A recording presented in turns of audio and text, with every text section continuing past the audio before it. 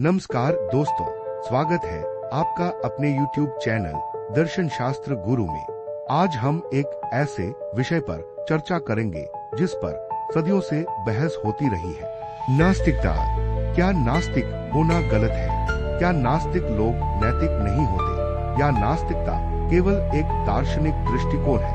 आइए इस विषय को सरल और निष्पक्ष ढंग से समझते हैं। नास्तिकता क्या है? नास्तिकता वह दार्शनिक विचार है जिसमें व्यक्ति ईश्वर या किसी भी देवता के अस्तित्व पर विश्वास नहीं करता।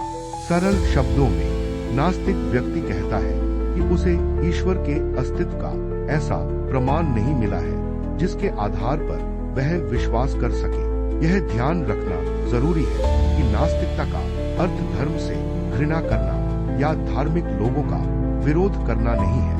यह केवल ईश्वर के अस्तित्व के बारे में एक अलग दार्शनिक दृष्टिकोण है। नास्तिकता का इतिहास। नास्तिक विचार कोई नया नहीं है। भारत में चार्वाक दर्शन ने ईश्वर, आत्मा और पुनर्जन्म को स्वीकार नहीं किया।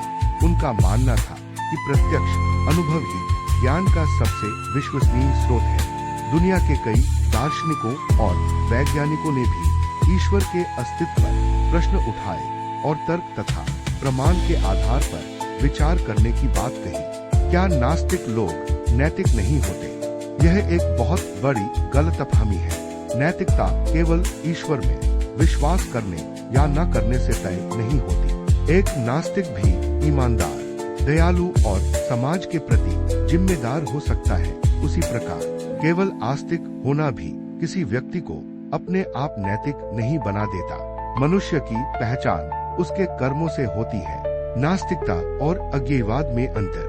बहुत से लोग इन दोनों को एक जैसा समझ लेते हैं। नास्तिक ईश्वर पर विश्वास नहीं करता, जबकि अज्ञेयवादी कहता है कि अभी यह निश्चित रूप से नहीं कहा जा सकता कि ईश्वर है या नहीं, क्योंकि पर्याप्त प्रमाण उपलब्ध नहीं है।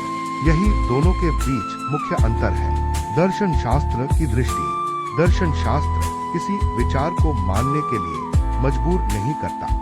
यह हमें सिखाता है कि हर विचार को तर्क, प्रमाण और खुले मन से समझे।